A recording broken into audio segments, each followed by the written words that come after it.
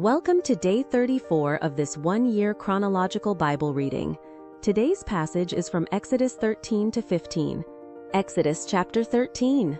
The Lord spoke to Moses, saying, "Sanctify to me all the firstborn, whatever opens the womb among the children of Israel, both of man and of animal. It is mine." Moses said to the people, "Remember this day in which you came out of Egypt, out of the house of bondage, for by strength of hand the Lord brought you out from this place. No leavened bread shall be eaten. Today you go out in the month Abib. It shall be, when the Lord brings you into the land of the Canaanite, and the Hittite, and the Amorite, and the Hivite, and the Jebusite, which he swore to your fathers to give you, a land flowing with milk and honey, that you shall keep this service in this month. 7 days you shall eat unleavened bread, and in the 7th day shall be a feast to the Lord. Unleavened bread shall be eaten throughout the 7 days, and no leavened bread shall be seen with you, no yeast shall be seen with you, within all your borders. You shall tell your son in that day, saying, It is because of that which the Lord did for me when I came out of Egypt. It shall be for a sign to you on your hand, and for a memorial between your eyes, that the Lord's law may be in your mouth. For with a strong hand the Lord has brought you out of Egypt. You shall therefore keep this ordinance in its season from year to year. It shall be when the Lord brings you into the land of the Canaanite, as he swore to you and to your fathers, and will give it to you, that you shall set apart to the Lord all that opens the womb, and every firstborn that comes from an animal which you have. The males shall be the Lord's. Every firstborn of a donkey you shall redeem with a lamb, and if you will not redeem it, then you shall break its neck, and you shall redeem all the firstborn of man among your sons. It shall be when your son asks you in time to come, saying, What is this? That you shall tell him, By strength of hand the Lord brought us out from Egypt, from the house of bondage. When Pharaoh stubbornly refused to let us go, the Lord killed all the firstborn in the land of Egypt, both the firstborn of man and the firstborn of livestock. Therefore I sacrifice to the Lord all that opens the womb, being males, but all the firstborn of my sons I redeem. It shall be for a sign on your hand, and for symbols between your eyes. For by strength of hand the Lord brought us out of Egypt. When Pharaoh had let the people go, God didn't lead them by the way of the land of the Philistines, although that was near. For God said, Lest perhaps the people change their minds when they see war, and they return to Egypt. But God led the people around by the way of the wilderness by the Red Sea, and the children of Israel went up armed out of the land of Egypt. Moses took the bones of Joseph with him, for he had made the children of Israel swear, saying, God will surely visit you, and you shall carry up my bones away from here with you. They took their journey from Succoth, and encamped in Etham, in the edge of the wilderness. The Lord went before them by day in a pillar of cloud, to lead them on their way, and by night in a pillar of fire, to give them light, that they might go by day and by night. The pillar of cloud by day, and the pillar of fire by night, didn't depart from before the people. Exodus chapter 14. The Lord spoke to Moses, saying, Speak to the children of Israel, that they turn back and encamp before Pi-Hiroth, between Migdol and the sea, before Baal-Zephon. You shall encamp opposite it by the sea. Pharaoh will say of the children of Israel, They are entangled in the land. The wilderness has shut them in. I will harden Pharaoh's heart, and he will follow after them, and I will get honor over Pharaoh, and over all his armies, and the Egyptians shall know that I am the Lord. They did so. The king of Egypt was told that the people had fled, and the heart of Pharaoh and of his servants was changed toward the people, and they said, What is this we have done, that we have let Israel go from serving us? He prepared his chariot, and took his army with him, and he took 600 chosen chariots, and all the chariots of Egypt with captains over all of them. The Lord hardened the heart of Pharaoh, king of Egypt, and he pursued the children of Israel, for the children of Israel went out with a high hand. The Egyptians pursued them. All the horses and chariots of Pharaoh, his horsemen and his army overtook them encamping by the sea, beside Pi-Hahiroth, before Baal-Zephon. When Pharaoh came near, the children of Israel lifted up their eyes, and behold, the Egyptians were marching after them, and they were very afraid. The children of Israel cried out to the Lord. They said to Moses, Because there were no graves in Egypt, have you taken us away to die in the wilderness? Why have you treated us this way, to bring us out of Egypt? Isn't this the word that we spoke to you in Egypt, saying, Leave us alone, that we may serve the Egyptians? For it would have been better for us to serve the Egyptians than to die in the wilderness. Moses said to the people, Don't be afraid, Stand still, and see the salvation of the Lord, which he will work for you today, for you will never again see the Egyptians whom you have seen today. The Lord will fight for you, and you shall be still. The Lord said to Moses, Why do you cry to me?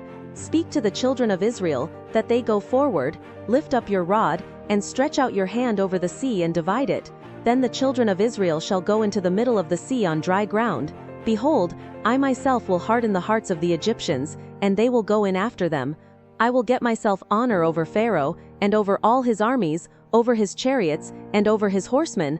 The Egyptians shall know that I am the Lord, when I have gotten myself honor over Pharaoh, over his chariots, and over his horsemen. The angel of God, who went before the camp of Israel, moved and went behind them, and the pillar of cloud moved from before them, and stood behind them. It came between the camp of Egypt and the camp of Israel.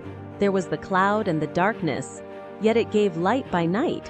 One didn't come near the other all night. Moses stretched out his hand over the sea, and the Lord caused the sea to go back by a strong east wind all night, and made the sea dry land, and the waters were divided.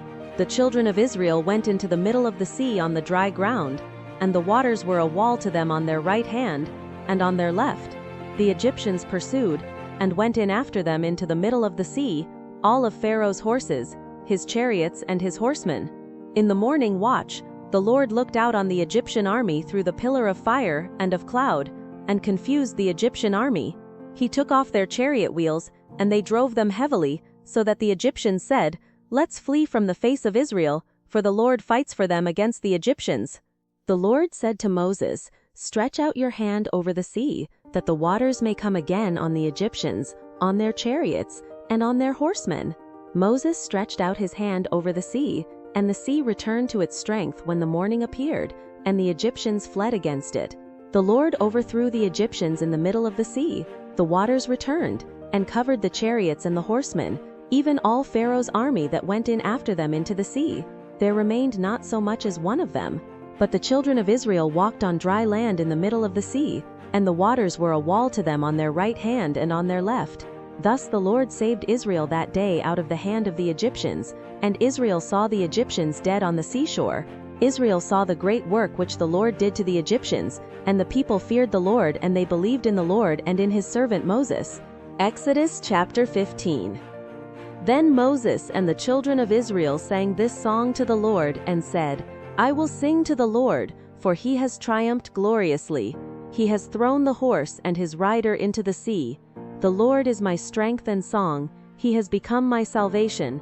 This is my God, and I will praise him, my father's God, and I will exalt him. The Lord is a man of war. The Lord is his name. He has cast Pharaoh's chariots and his army into the sea. His chosen captains are sunk in the Red Sea. The deeps cover them.